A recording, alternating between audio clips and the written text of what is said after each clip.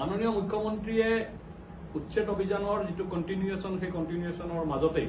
এটা কথা ক'লে যে অচিনাকি মানুহক আমি অসমত প্ৰশ্ৰয় নিদিওঁ অচিনাকি মানুহে যি প্ৰভুত্ব স্থাপন কৰিবলৈ প্ৰয়াস কৰিছে বা যি ৰাজনৈতিক ক্ষমতা দখলৰ কাৰণে যি চেষ্টা চলাইছে সেই চেষ্টাক অসমৰ থলুৱা খিলঞ্জীয়া ভূমিপুত্ৰই একত্ৰিতভাৱে প্ৰতিহিত কৰিব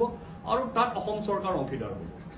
এই প্ৰশ্নটো হ'লে অচিনাকি মানুহ কোন অচিনাকি মানুহৰ সংজ্ঞা কি বহুতে বহুত ধৰণৰ কথা কৈছে বিষয়টোক বিপথে পৰিচালিত কৰিব খুজিছে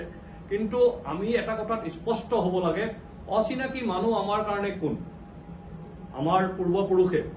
আমাৰ যিসকল মহিয়সী লোক আছিল যিসকল আমাৰ বৌদ্ধিক শ্ৰেণীৰ লোক আছিল অম্বিকাগিৰি ৰায়চৌধুৰী কমলাকান্ত ভট্টাচাৰ্য ডক্টৰ ভূপেন হাজৰিকাকে ধৰি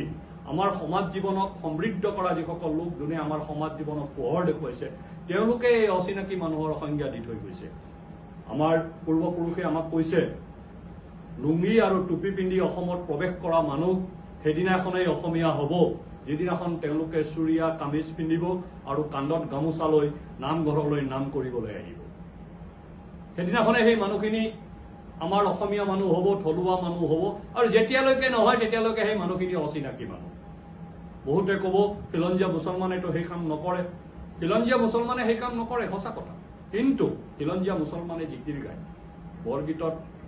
বৰগীতৰ সুৰত সুৰ মিলাই তেওঁলোকে জিকিৰ গায় সেই অচিনাকি মানুহে সেই জিকিৰো নাগায় গতিকে সেই অচিনাকি মানুহ তেওঁলোক যিসকলে আমাৰ পূৰ্বপুৰুষে কোৱাৰ দৰে চুৰিয়া কামিজ নিপিন্ধে কান্ধত গামোচা নলয় যিসকলে বিহু নকৰে যিসকলে কাতি বিহুত আকাশবন্তি নজ্বলায় উৰুকাত যোনে মেগী নজ্বলায় যোনে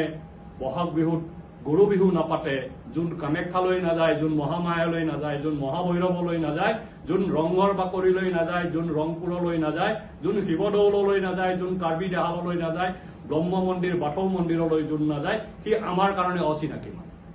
তেনে অচিনাকি মানুহৰ পৰা আমি আমাৰ সমাজখনক ৰক্ষা কৰাৰ কাৰণে সংগ্ৰাম কৰিছো মাননীয় মুখ্যমন্ত্ৰীয়ে সমাজে কৰা সেই সংগ্ৰামখনৰ নেতৃত্ব দিছে সমগ্ৰ সমাজ আৰু সমগ্ৰ জাতীয় সংগঠন সকলো এক হৈ এই সংগ্ৰামখন কৰিছে সেইকাৰণে আমি সেই অচিনাকি মানুহ কোন তেওঁলোকৰ ডেফিনেশ্যন স্পষ্ট ভাষাত আমি আপোনালোকৰ জৰিয়তে ৰাইজৰ সন্মুখলৈ অনাৰ কাৰণে প্ৰয়াস কৰিছো অচিনাকি মানুহৰ নামত যিবিলাক কাম কাজ হৈ আছে এই অচিনাকি মানুহবিলাকে আমাক কেনেধৰণে ট্ৰিটেন কৰিছে আমাক কেনেধৰণে আক্ৰান্ত কৰিছে সেই কথা আজিৰ তাৰিখত বহলাই কোৱাৰ নিশ্চয় প্ৰয়োজন নাই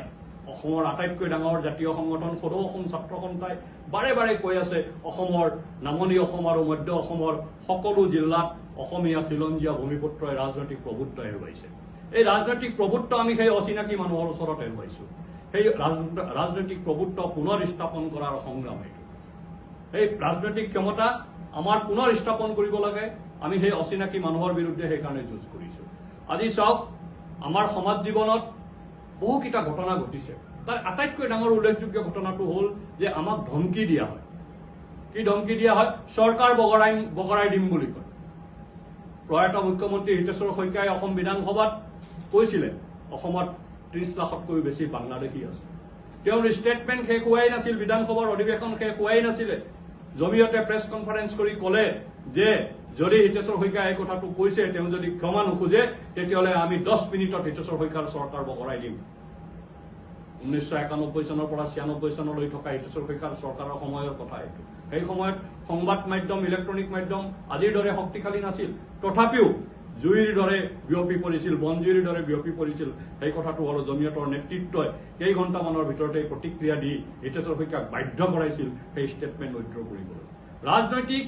ক্ষমতা লাগে ৰাজনৈতিক দখল লাগে অসমৰ কোনো জাতি জনগোষ্ঠীয়ে নকয় কোনো জাতি জনগোষ্ঠীৰ সংগঠনে নকয় যে আমি চৰকাৰ বগৰাই দিম কেৱল এটাই জনগোষ্ঠী আছে এটাই ধৰ্মাৱলম্বী লোক আছে যিসকল লোক আমাৰ কাৰণে অচিনাকি তেওঁলোকে আমাৰ থলুৱা মানুহৰ চৰকাৰ বগৰাই দিম বুলি কয়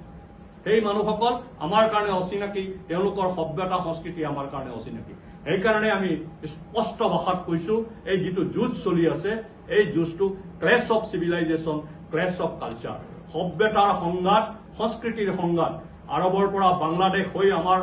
অসম ভূমিলৈ অহা সংস্কৃতি আৰু সভ্যতাৰ বিৰুদ্ধে অসমৰ থলুৱা খিলঞ্জীয়া ভূমিপুত্ৰৰ এইটো এটা সংঘাত এই সংঘাতত অসমৰ সকলো থলুৱা খিলঞ্জীয়া ভূমিপুত্ৰ আৰু সকলো জাতীয় সংগঠন এক হৈ মাননীয় মুখ্যমন্ত্ৰীৰ নেতৃত্বত এই